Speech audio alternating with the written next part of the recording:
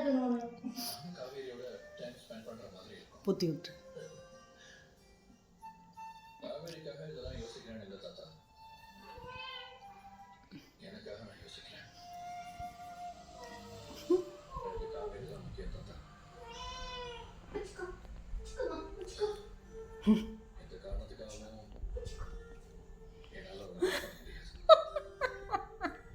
ஐயோ ஏதோ கோவத்தில் இருக்குன்னு நினைக்கிறேன்.